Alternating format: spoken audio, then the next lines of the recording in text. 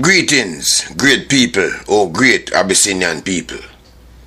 Today, we are going to talk about loyalty. So, what is loyalty? It's not only with bald politicians who are guilty of treachery and who is dangerous to the Jamaican people, There are others, and their disloyalty, it depends record by them very own hand. These men are among the most despicable me ever hear upon Irie FM in 25 years, and only the Porsche government beat them. These individuals in the public space, them belong to the lowest kind of deceivers today and should never be trusted.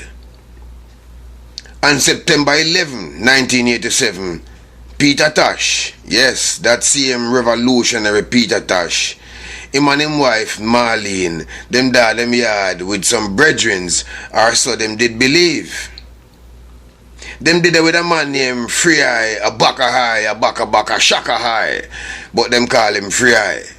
So them did it with Free Eye and him wife Jai, a next brethren named Doc, another brethren named Mikey, and a next man named Carlton Davis, also known as Santa. And Santa play drum in a Peter band. This bogus man we are going to talk about is a man named Carlton Davis, and them call him Santa because he is just as bogus as Santa Claus. He remind me of a man me know years ago we used to call him Counterfeit. Now we have to remember say people get these names for good reason, because Counterfeit was really a counterfeit, brother. Every nickname in a Jamaica based upon something of fact, either upon how somebody look, how them talk, or how them behave.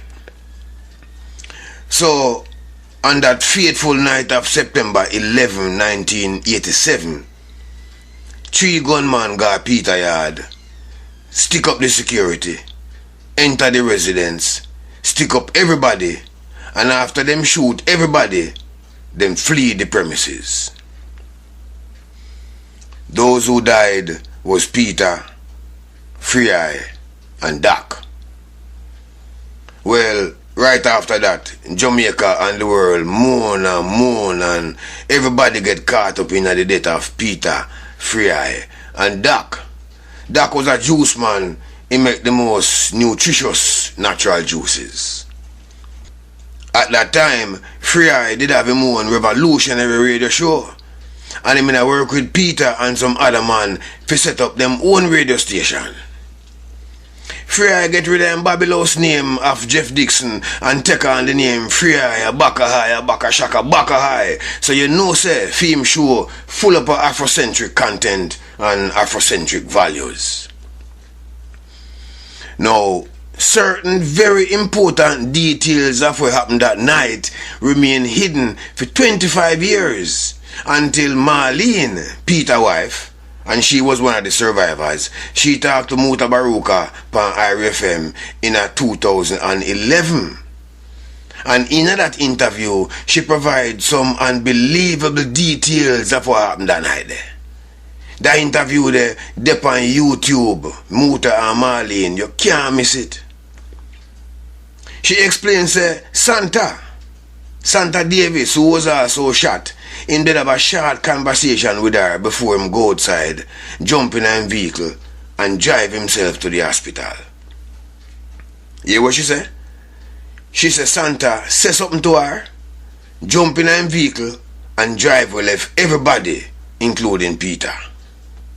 Now, when you listen to what she say now, she tell Muta how she want him not to drive away and left them, That means that she never trust him in the first place.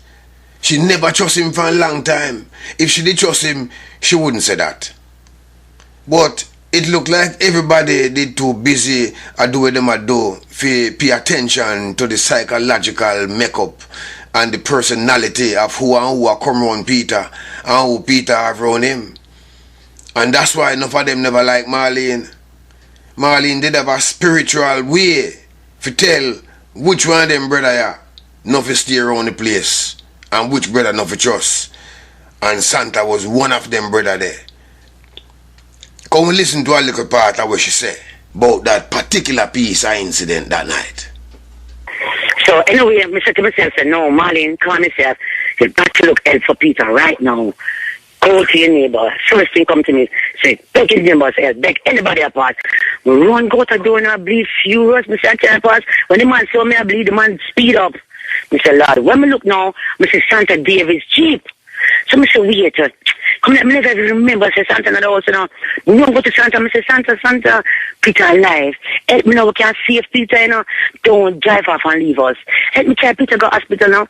Santa say, you know, so me not help you, come get shot, you know. A straight hospital, me have a Marlene, me not help you, come get shot. That is the exact word that Santa used to us.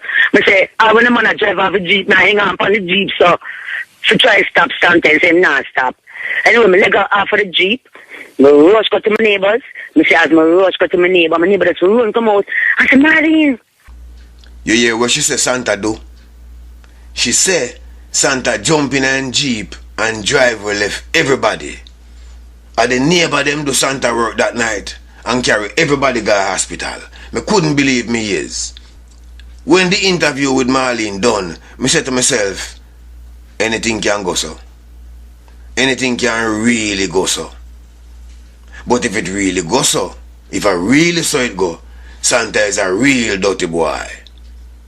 How can a man drive and left him brethren them, especially in an emergency like that? How can Santa left a man like Peter, an African revolutionary freedom fighter man like Peter? And even if you don't know the people them who get injured, you're there on a scene and you don't know the people them who get injured, how can a decent human being just drive away and left people with serious injuries? I said to myself, say, Santa, if I saw it go, you is nothing but a cold-hearted beast, nothing but a beast, if I really saw it go.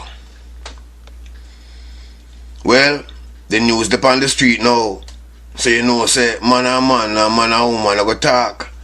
And after a while, it look like somebody couldn't take the talking and the bad mouthing any longer. So guess who called Muta show a couple years later? Santa himself, man. And during the conversation, it clear say him and Muta a good friend. That the interview also up on YouTube, and you have to listen to the two interview them to get the fullness of how wicked Santa is. Santa tell Muta say people are telling me Marlene say and them have to respond to clear him name. You see, the people them who they around him, them never know these details before Marlene expose them. And when them find out where really going, them start deal with them away. Some start shake him out. Some might even threaten him. So him call Muta now for redeem himself and never know say I dig him a go dig a deeper hole for himself. Him a go dig a deeper grave. All through the conversation with Muta, you know, you could have said this boy is a real traitor. It clear, based on what I say Peter death not affect him as much as when Marlene say. Him say. Him all start refer to Peter them like he don't know them. All of a sudden they don't have no name. Santa, he was a real dirty boy. And by the way, I wonder who really set up the shooting. I wonder who really set it up. We find say everybody, including the woman them get shot in them head.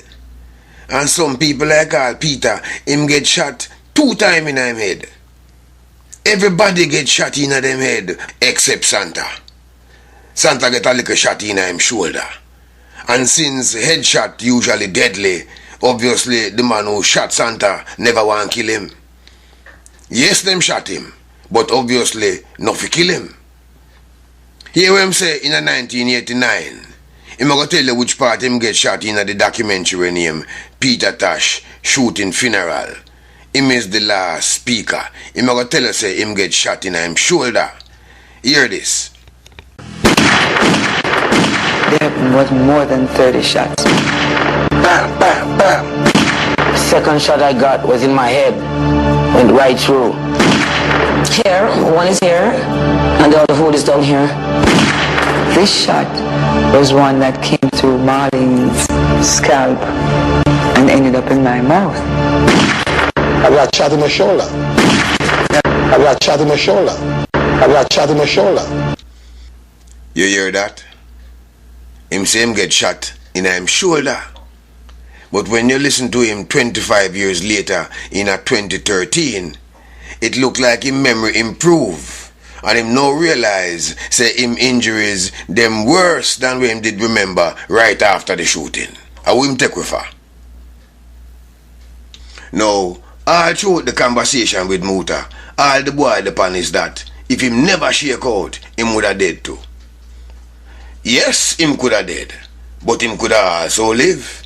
It's not everybody who gets shot dead. As a matter of fact, more than 50% of them survive.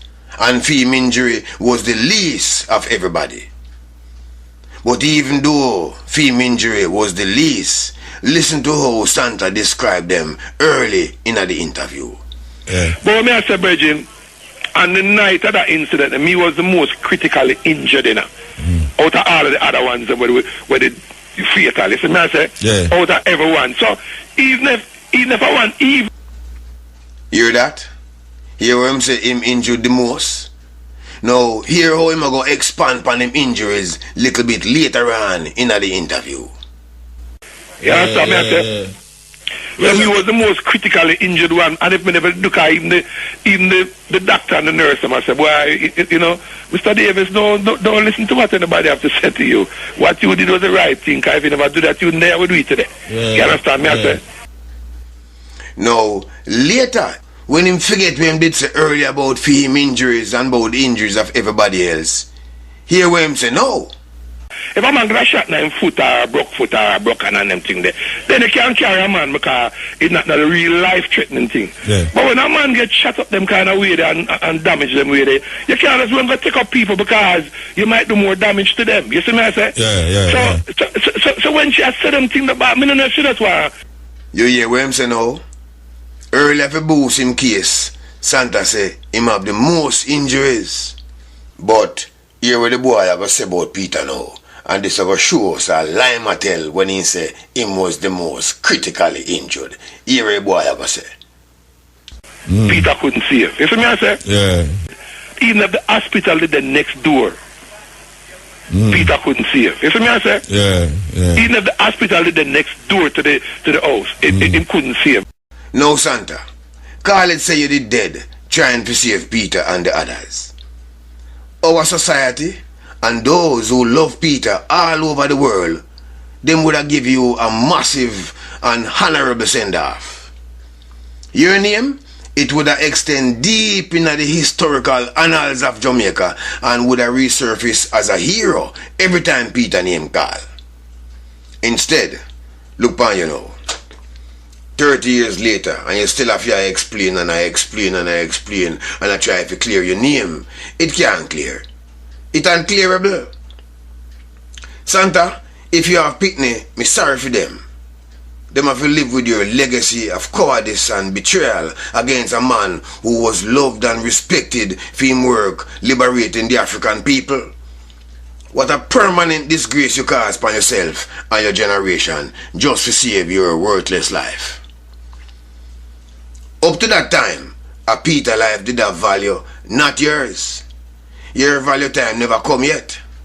However, your greatness would have automatically be recognized and guaranteed if you did dead while trying to save Peter and the others. Up to that fateful day, your measly contribution to reggae music as a drummer is a dime a dozen. Your common drumming style would never place you in the chronicles of reggae music in a large letters. And when you die, nobody would remember you outside of your immediate friends and family. And soon, even them would have forget you. The only thing up to now that would have guarantee you a preferred spot in the annals of reggae music and the history of Jamaica is if you did dead trying to save Peter and the others. Well, suppose you did live. If you did live, life couldn't better. you would be celebrated and respected every day, near and far. Instead, your drive will left your brethren them to save your worthless life. So today, when you die, as you will, your funeral will be private, and you will be remembered most dishonorably. You will even be ill spoken of, even in death. You never help your brother Santa, especially a man like Peter, who moved from being a singer to a revolutionary and a hero to the people. He moved, but not you. You were still a drummer. You never move. So what you expect? As a result of your selfish deed, you're going to spend the rest of your lousy life explaining over and over again about what happened that night. And your listeners, all of them will come to the same conclusion that you is nothing but a low-down companion who cannot be trusted. One can't leave them brethren behind. You is nothing but a useless piece of protoplasm. Here is a piece of Santa, a try to defend himself about what him said to Marlene early in the conversation. You know, when me get shot and me go out the street and she come out there and ask me for help and me say me nah carry no one of them thing there. And me and I never have no kind of conversation. The only conversation me and I have, you know, that night there, you know, was after the whole incident, you know, and everyone, I mean, me get up and the only thing she said to me was, the only thing me remember she said to me, and that was the only time me and I had a conversation, was, yeah, alright. I said, no, man, I get shot. I'm going to go to the hospital because I don't feel right. You know, see, you hear the foolishness? You hear how the boy has stumble and a bob and weave just to explain whether or not a conversation take place. It clears that Santa still not get it. Him still wicked. Santa not upset because of what she say him do. What upset him is where she say him say. And that's the problem. Santa, you have it back way and upside down. What you do is 1,000,000 times worse than anything you could have ever say. In other words, the details of the conversation where you call for dispute, that are the least. The crux of the matter, the problem where people have with you, is that your driver left your brethren them, and your driver left them in an emergency when them did need you the most. And you know them people here for years and years. The shooter man them gone and your driver left everybody. That you can't deny. And it's that the problem. Not what you say. Who care about what you say? We are talking about what you do or didn't do. With friends like you, Santa, Ziggy don't need enemies. Santa, you must know say people around Ziggy must talk about you. That means Ziggy know say if push comes to shove, are the same thing I gonna reach him. I'm sure say the reason why you call Mutafi explain yourself is because you couldn't take it no more. You had a boss. You couldn't take the uncomfortable feeling where you get when you're there on Ziggy man them and everybody else. So you call your friend to back you up. And yes, you did get some backup. Not much, but you get as much as you could have get. Santa, you must know say Ziggy, him friend and him family, they must know. Say, I must talk also behind your back. Say, if you do it to a man like Peter, you will do it to Ziggy. And America is a very violent place. It is very suitable for these things to happen. And Santa, me also know say if you have a wife, me sure say she don't trust you. You is a disgrace to the black race. Santa, the dead where you are run from soon catch up to you. Nobody live forever. I'm sure say your life, since your treacherous act, now include high levels of mental torment and distress, because you know what the man and the woman on the street has about you. Your wicked act is now a burden upon your soul and that of your family, and that's why you call Muta years later to see if you can clean it up. But you never succeed. You only confirm say you is a beast. And if you still have on your locks, you have cut it.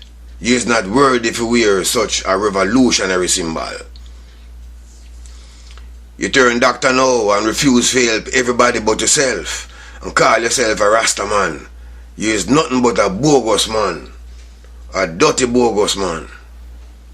Mr. Lord, when I look now, I see Santa Davis Jeep.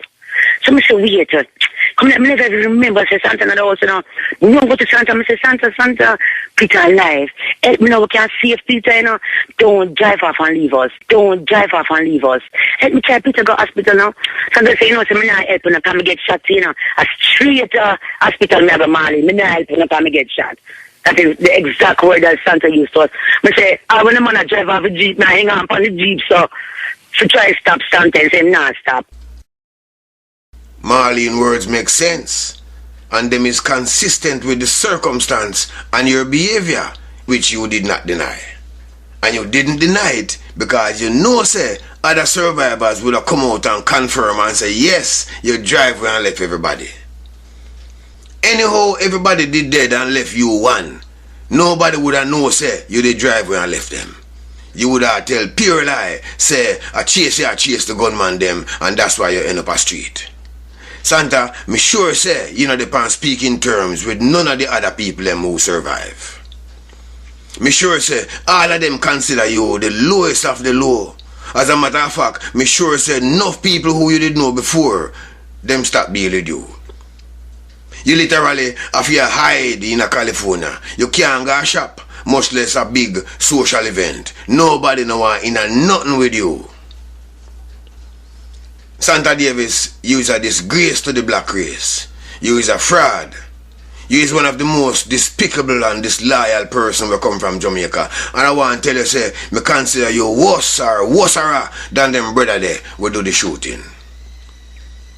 If you did do the right thing, anyhow you did do the right thing, Santa, Peter could have still lived today.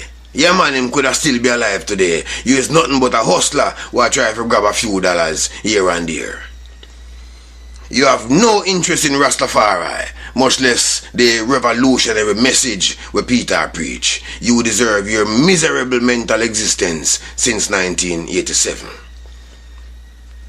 Now, because Santa knows him out of him, in pre-arrange and receive a very non-critical interview. Yes, them did have a private interview where them discuss what them will say upon the public interview.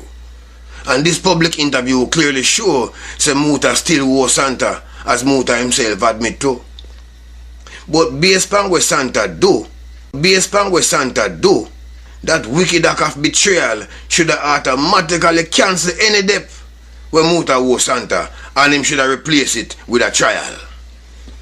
But that never happened. Well, Santa Davis, today you have been found guilty of betrayal against your brethren and sisters. You represent one of the lowest kinds of life form to exhibit life on this earth. As a result, you are sentenced to California with your so-called white frenemies until they end your miserable life.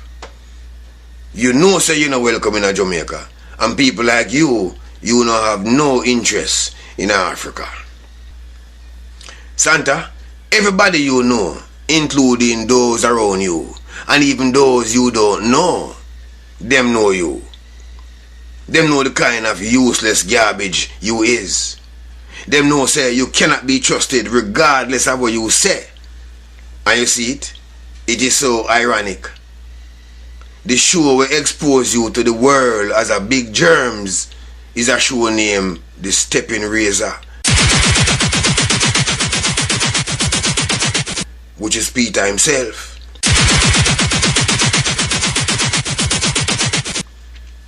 You see how John and wife work? You couldn't get to any boy. After all these years, Peter finally exposed you to the world as a wretched, low-grade individual. How appropriate.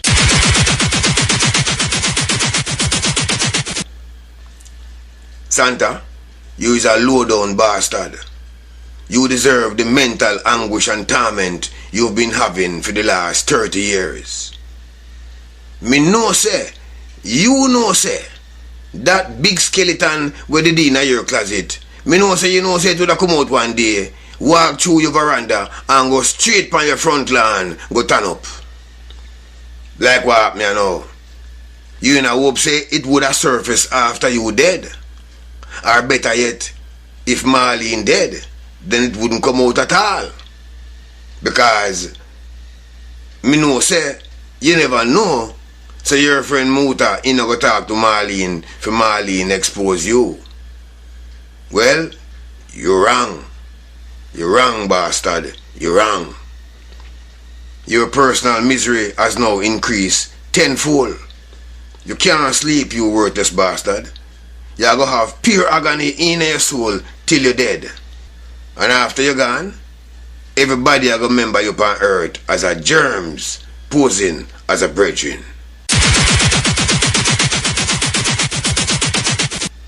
Ashe.